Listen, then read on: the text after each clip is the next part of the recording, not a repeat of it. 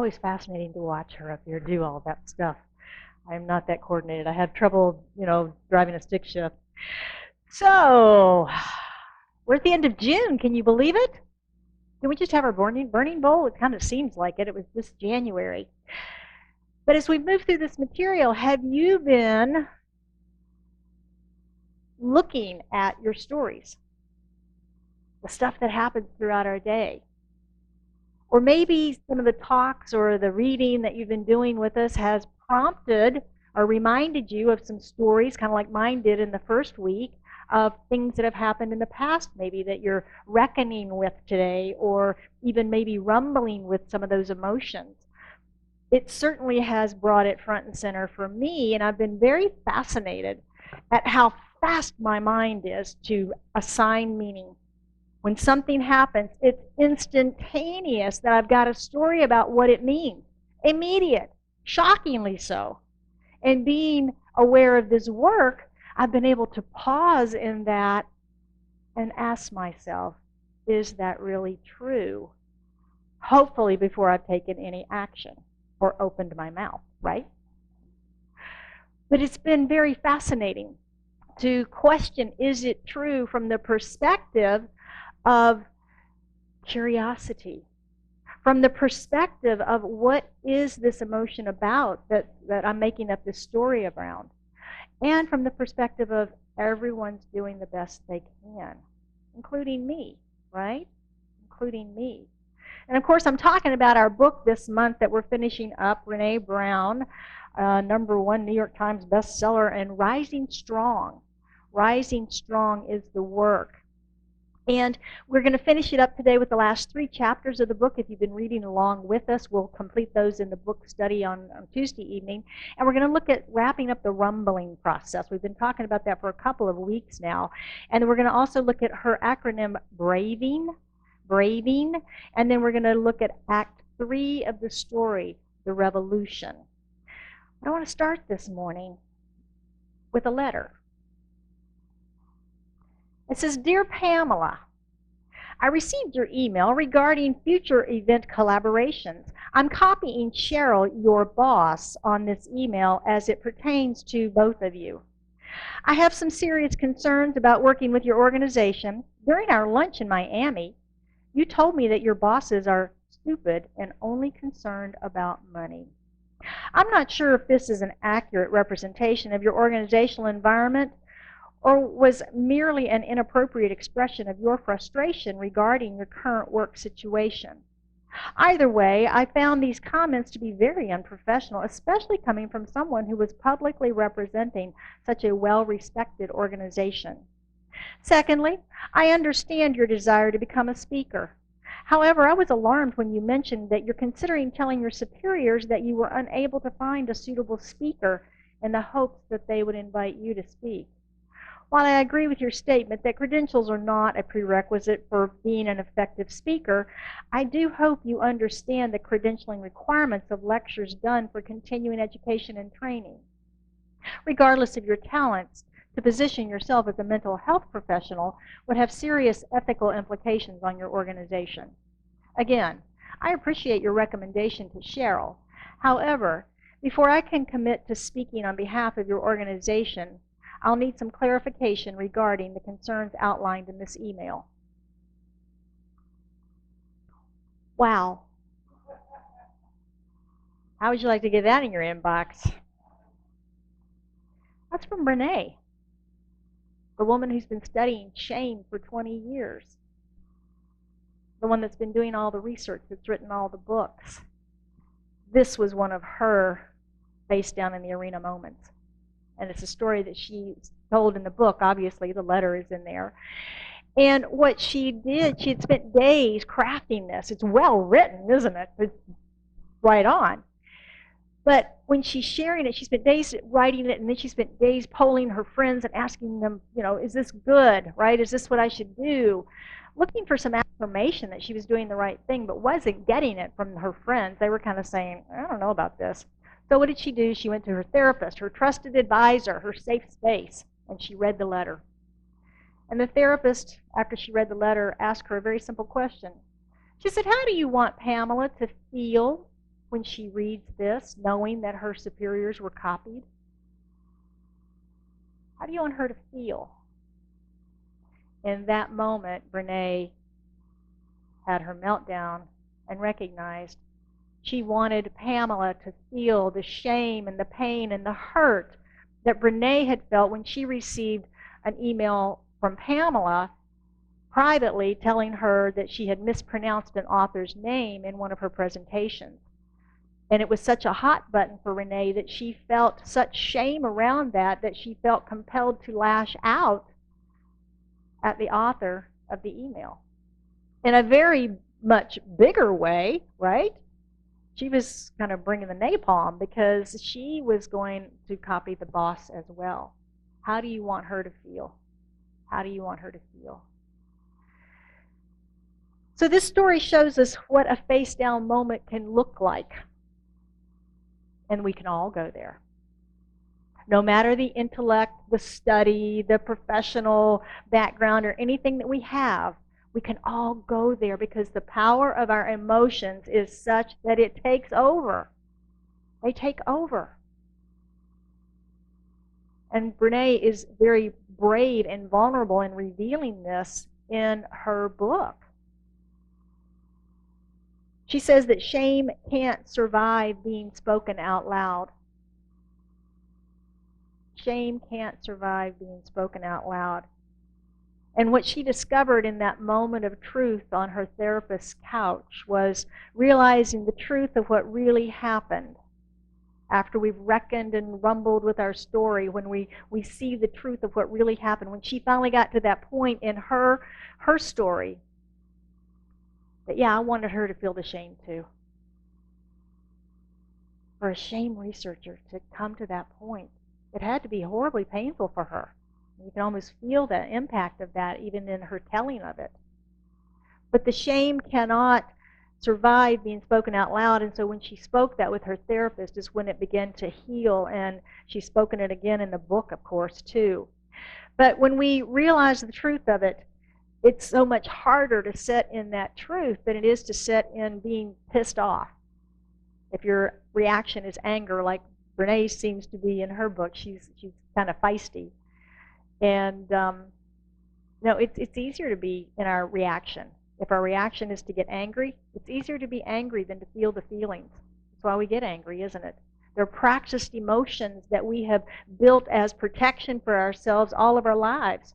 Whatever that go-to is, if it's to run and hide, if it's to get quiet and not talk, if it's to be passive-aggressive in some way, if it's to be angry, whatever that go-to emotion is that we have in reaction or response to feeling shamed or hurt or challenged in some way, that is easier than feeling the emotions. For me, what she's saying is we should talk it out before we lash out so that we can heal without hurt. So that we can heal without hurt. Had she lashed out at that woman, she'd probably lost her job, wouldn't she? Now, while the way the woman behaved may or may not be appropriate representation of her organization, there are other ways to handle that, aren't there? Sure. So Brene suggests that we all find a safe space to rumble with our emotions, to rumble with what's happening. And we're very blessed to be in a spiritual community of like minds where we can do that with each other. We have classes, we have the study group, the book study that we're doing, where all of our classes, all of our book studies, everything that we do, we talk about this is a safe environment. Confidentiality is high. We don't share each other's stories. We honor this path that we're all taking because we recognize inherently that we all need that safe space in which to be able to express our true feelings so that we can heal them. So that we can heal them. So we can discuss our fears and our fails and be in spiritual integrity and hold that sacred confidentiality. Brene does caution us, however, that our safe space really is not our partners. It's really not our best friends typically, because they love us so much that it can be difficult for them to stand in the pain with us without taking a side and wanting to fix, right? So rather than that, to be in an environment like our community where we can listen. We have trained listeners and our ministers and practitioners, our teachers, to listen, to be with you in that. Just like her therapist asked the poignant question, she didn't tell her what she was trying to do, did she? Now, Brene, you're trying to make that girl wrong. That's not right. She didn't do that. Brene may not have heard that. She may have resisted that, right? Denied it. But when she just asked her the question and Brene found her own answer, it cracked her open to what she was really up to the truth in her story. So you can create a peer group of your own. You can hire a coach or a therapist, join our sacred circle. But there's a transformative power in this idea of being vulnerable. It transforms us when we step into vulnerability. It's almost as if we shed the outer layer of protectionism and ego self that we've hidden behind so many days in our lives, that when we're vulnerable, we take off that cloak, don't we? We take off that cloak and we're suddenly very real. There's a story in the book about a man named Andrew, which I think demonstrates this very well. He made a decision. He was an executive in an advertising company, and he made a decision for his team to move forward with a project, with proposing a project that was a monster project. He had reservations going in, but everybody was so excited that he kept going forward with it, and it came to the day of the presentation to the client. And the client was incredibly rude to the team, and everyone was despondent and just disgruntled on the way home. And he felt horrible. He had a face-down moment because he didn't stand up for them in that presentation. He didn't stand up for his team. He allowed it to happen. And when he got home, he was able to move through the Rising Strong process and move from I am a screw-up, or whatever you may call yourselves in moments of foible. But that was his. I'm a screw-up. I'm just an absolute screw-up. How can I let this happen? And he was able to transform that from that personal place of I am to I made a mistake. I screwed up. And I'm sorry. He stepped into being vulnerable with his team and apologizing to them for the mistake he made in his decision, not for who he was as a person, but for his decision. And it turned out to be a bad choice, an inaccurate decision for their company. So he stood accountable for his actions. He stood accountable for his actions. And Brene suggests that accountability is the opposite of blame and fault finding. Accountability is the opposite of blame and fault finding. Blame is a form of shaming and of anger. And who has never yelled at another driver on the freeway? Right? Okay, I didn't think I was alone in that. But we blame them, don't we? Their fault, they're driving poorly. We blame. We find fault with them. We find fault with the people in line ahead of us. Why can't they hurry up? Why do they have to have so many coupons? What's wrong with those people? Can't they check out faster? Why is that checker so slow?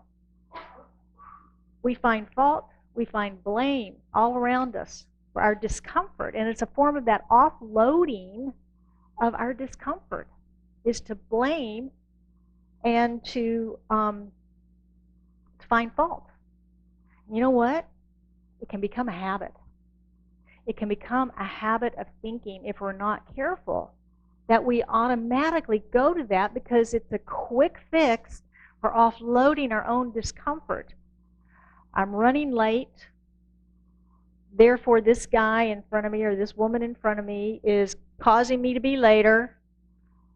My pain is my own embarrassment about being late, but I'm going to blame and find fault with them for making me late now, aren't I? It's not my fault I didn't get up for 30 minutes on the snooze control, right? But that's how it works. And we know the power of our mind. We know the creative process that we teach in the science of mind. Imagine what that's doing, what message we're sending to universal creativity that we want.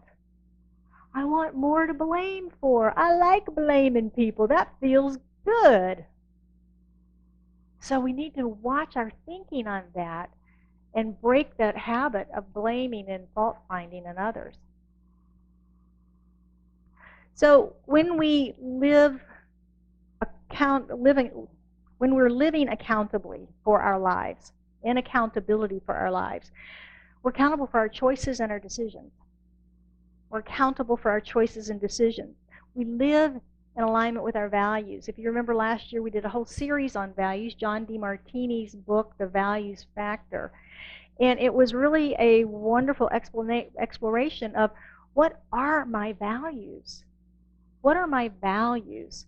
Because when we get clear on our values, these decisions become much easier, don't they? They become much easier. This also supports us in setting those boundaries that we talked about a couple of weeks ago. When I know what my values are, it's easier for me to set the boundaries, to tell you what's okay, and to know for myself what's okay and what's not okay, so that I can treat myself that way as well. So living in alignment with our values is holding ourselves or someone else responsible for specific actions and the specific consequences. Now we do that at the human level through accountability. We know it is the law of cause and effect universally, don't we? As the law of cause and effect.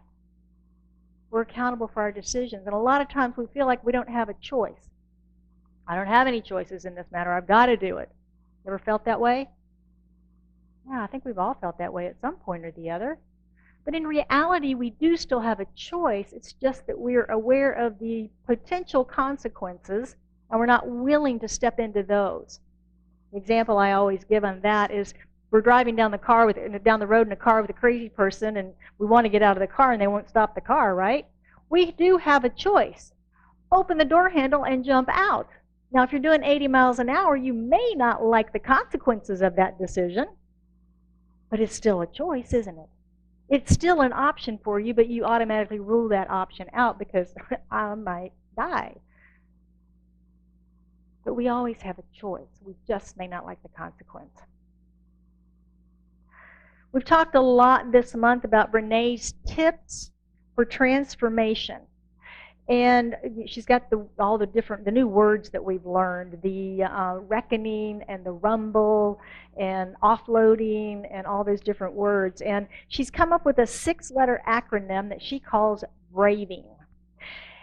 And the first one is boundaries. And as I said, we talked about this a couple of weeks ago about boundaries and setting boundaries and what that looked like. And it's being clear about what is okay and what's not okay. And then living that. That's the other piece of it, isn't it? That we live that whatever the boundaries are that I'm telling you is how I want you to treat me, I need to treat me that way too, right? I need to honor my own boundaries. Second is reliability. Do what we say we're going to do, or don't say we're going to do it. And many of us get caught up in a yes, of course, yes, I can do that, sure, I can do that. Forgetting the long list behind us of what we've already said, yes, I'll do that too, right? And then we get stuck and we can't be reliable in that agreement. So reliability, do what we say we will do, or choose to step out and say, I can't do that, or I can't do that right now. Accountability, owning our mistakes. Accountability, like Andrew in the book. You say, yeah, I made a mistake. I'm accountable for what I did, for the decision that I made as a leader in this company. I'm accountable for that. I did it. I made a mistake. I'm sorry. What's next? Let's move on. Let's see what we can do to rectify or clarify or fix the situation. The vault. And I loved seeing that pop up in this. The vault. That's our confidentiality. And as I was saying, being in a sacred community, it's a safe place for us, and holding each other's confidences is critical.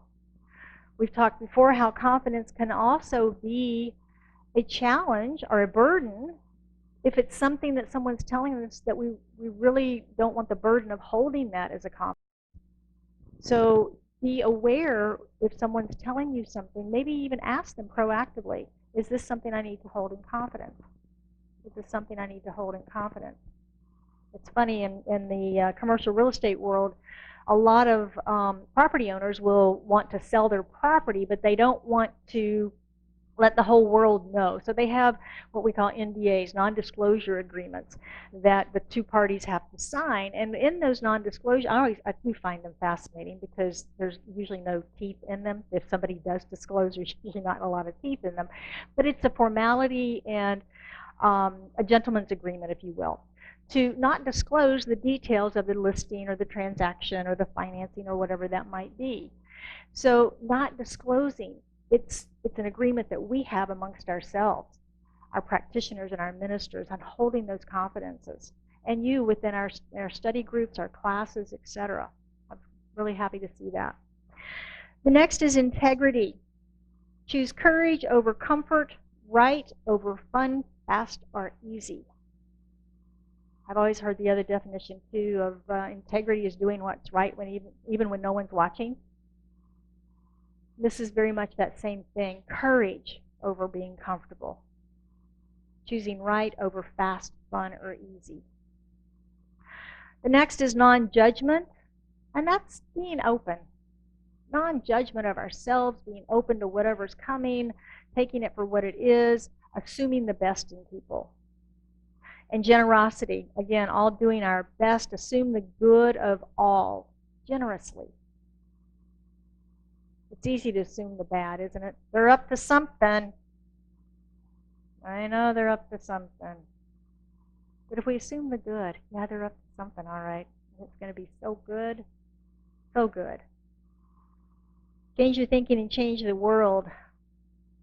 Because when we change our thinking, the world around us, when we start assuming the best of people, they step up into it, don't they? Ron and I have been playing golf lately, and we laugh about how if we're playing with another twosome that's playing well, we play up. If they're not playing so well, we play down, you know? And it's a psychological thing you're hardly even aware of. And I think we see that all the time. We've seen it even with Tiger Woods sometimes in golf tournaments. If he's playing with a challenging player, they go at it, and they've got very, very low scores. But if he's playing with someone that's not quite as good as he is, he sloughs off. And there's something, I think it's a psychological thing. I think it's a psychological thing. So being that change, we will elevate the entire planet by our own actions of being generous to other people and assuming the best. All right, let's move to Act 3. Remember our 3-act play, our 3-act story, Joseph Campbell? The third act in Rising Strong is revolution. Revolution, or rewriting our story. We reckoned with it. We took it on. We recognized the emotions we were having. We got in there. We messed around in there. We talked about the story. We wrote our SFD. We did all that stuff. And we rumbled with those emotions. We rumbled with those emotions until we got to our aha moment within them, to the truth. Well, now we're going to take that. And Brene says we're the authors of our lives. We are the authors of our lives. We write our own daring endings. I love that perspective. It's a wonderful contemplation for your meditation. I am the author of my own life. We're not at the whim of some outside forces. It's our own thinking, our own perspective that is the architect of our own lives. Do you remember her talking in the book about the delta in architecture? If you make a change on plans, you use the triangle delta sign, the Greek delta sign, and then you put a date out from that that says that it is the date of the change of the plans, the most current iteration of those plans. And when she talks about delta, she's also talking about that place where two bodies of water come together, Mississippi Delta, or like in Hawaii, there's a river that comes down and starts to meet the ocean, and there's just this muddy, swirling, swampy kind of area where the two are trying to blend. Got salt water and fresh water trying to blend, and it's just marshy and kind of messy. And she says that's the delta of our learning place that we are in when we're rumbling with all of these emotions and things. It's the difference between our initial story and our emotional story and our final one. And it's where the key learnings take place. The key learnings take place. As I mentioned earlier in Andrew's story, he moved from shame, I am a screw up, that's a shame place, isn't it, to I messed up, I made a mistake. I messed up, I made a mistake. So rumbling with those emotions is kind of slogging it out in the mud and the muck. It's getting in there and being willing to do what Brene did on her therapist's chair or sofa, wherever she was, and to have that conversation, to have that realization. Oh, wow, that's what I was up to. Look at that. Didn't see it. Okay, so now what? We give ourselves permission to be imperfect. Oh, my. We give ourselves permission to be human. We give ourselves permission to be kind and forgiving and gracious. And in this revelation part, we begin to then give up the story of shame. And when we give up the story of shame, it gives us the opportunity to live. Because Brene describes things in the book where she was locked in her house because she was feeling so much shame. She could not face the world because of what she was feeling. She wasn't feeling free. And for me, it's a little bit like forgiveness when I was reading what she was saying about this. And if we think about when we're in shame and some of these other emotions, these other powerful emotions have a hold of us, that's a very human experience, isn't it?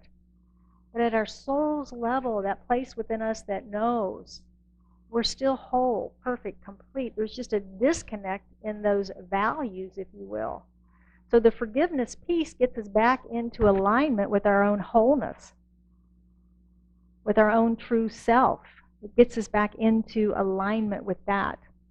Ernest Holmes, the author of Science of Mind and founder of Centers for Spiritual Living, he says, when we forgive, holding no condemnation, judging no one, including ourselves, then our consciousness becomes a mirror, reflecting that greater consciousness, which is the mind of God and the will of love. We can move out of our victim story, to move out of that victim story. So the final piece, and I have to say I love this about Brene, the final piece is we have to go from process to practice. Process to practice. You heard that before? Practice, practice, practice, right? Changing our go-to thinking, as I mentioned in the beginning, where, is it anger like Brene's? What is your go-to reaction when you get shaken up? There's an old saying, if you want to know what someone's made of, shake them up a little bit. You'll see what comes out. What is your go-to reaction? When you know what that is, you can begin to work through these things and not take that action. Begin to recognize it as a protection that you've built over the years and no longer go there. Go, okay, I'm doing that again. What is true here? What is true here instead of the story I'm making up once again? We have to get curious in that moment. Remember, as I opened up, I'm making up a story. Oh my gosh, there I go. And instead of making up the story and taking the action, step aside of the story and say, okay, what is going on? Get curious. Ask the questions right then and there. Brene suggests that we use this process, the rising strong, in all areas of our life. In the workplace, she says, you might say, can we circle back to this? That language seems to fit in the workplace. Can we circle back to this? Can I go back to this thing and talk a little bit more about it? At home and relationships, it might be the idea of the story that I'm making up. Brene uses that a lot in the book and in her own life. I will caution you that if you are using these languages and these things, you might want to give a little insight to the folks that you're talking with, so there's no misunderstanding about why you're doing it. So we don't want to have a misunderstanding in that.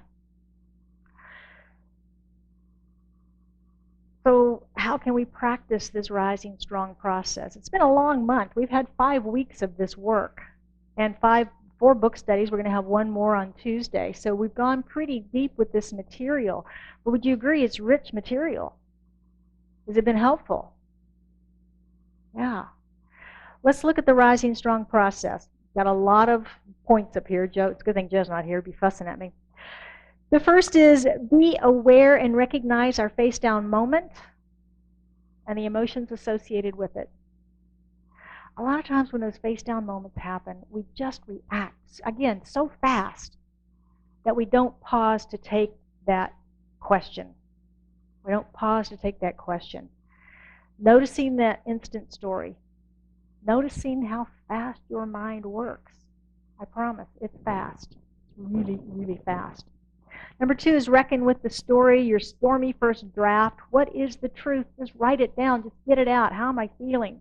Renee's story of Pamela. She was writing down some really gnarly things about this woman and what she would really like to do to her. It wasn't pretty. But she had to work through that, burn off, if you will, that emotion to get down into the truth. Number 3, rumble with the feelings. Rumble with your feelings. Talk to yourself. Write it out. Find a safe space, place, person that you can talk with, trusted friend or counselor. Number 4 is find that delta place. Find that delta place, the change from I'm a screw up to I made a mistake. Find that place. Number 5, note the key learnings that come out of that. Note the key learn. Isn't that interesting that I do thus and so when I'm challenged in this way? Isn't it interesting that I want to push all my blame on the other person? Isn't it interesting that I want revenge on the other person? Isn't it interesting that I want to retreat? Isn't it interesting? Those are the key learnings that we can begin to understand ourselves with a little more clarity. It's only valuable if we do that, isn't it? Otherwise, it's just painful. And number 6 is our revolution. That's writing that new story. Writing the new story so that you're not carrying that baggage into the future. So rising strong, it means that we're willing to pay attention, doesn't it? And not just have the same autopilot reactions we've always had. We're willing to pay attention to our lives, to notice when those emotions come up, to notice when we're making up a story, to get curious and ask ourselves if that's true, in fact. It also means that we're willing to ask ourselves the tough questions, that we're willing to rumble with those emotions when they come up, that we're willing to be uncomfortable in them. We're willing to acknowledge the inconvenient ones that we may discover. Can you imagine Brene sitting on her therapist's sofa? Can you imagine her even writing those words in this book? And she probably had to do a lot of work to get the courage to write that story in a book to be published around the world. Can you imagine? Do you have that much courage? Could you imagine that courage of telling that type of a story on yourself as a shame researcher? Wow. Powerful, isn't it? I think that's the power in this teaching, is that she's willing to do that. She's willing to do that. And that's why we're in spiritual community. We're willing to do this deeper work as well. We're willing to do this deeper work as well. And it all leads us back to ourselves, back to a more peace-filled, joy-filled life, back to our own wholeness. She talks about wholeheartedness. We talk about wholeness. And we know that we're already whole, perfect, and complete. We just get a little messed up on the outside once in a while. Got to find our way and get back into alignment. And again, that's why we're here in community together. So I want to close us out with another reading from Brene's book this morning. And it is her Manifesto of the Brave and Brokenhearted. She says, there is no greater threat to the critics and cynics and fearmongers than those of us who are willing to fall because we have learned how to rise. With skinned knees and bruised hearts, we choose owning our stories of struggle over hiding or hustling over pretending. When we deny our stories, they define us. When we run from struggle, we're never free. So we turn toward truth and look it in the eye. We will not be characters in our own stories, not villains, not victims, not even heroes. We are the authors of our lives. We write our own daring endings. We craft love from heartbreak, compassion from shame, grace from disappointment, courage from failure. Showing up is our power. Story is our way home. Truth is our song. We are the brave and brokenhearted. We are rising strong. So let's take that into prayer. What do you think? How good and glorious it is to be in community, in a community where we can rise strong together, where we can be in community and connection and support each other in the growing, the changing, in the delta places. And so knowing that, we recognize that we are in this one power and presence. We live, move, and have our being in it as it lives, moves, and has its being within us. And that we are ever connected to the goodness of life, to the joy of life, to the generosity of life. And as I know that for each of us this day, that power, that presence of love, of truth, is right here, right now, and it's each.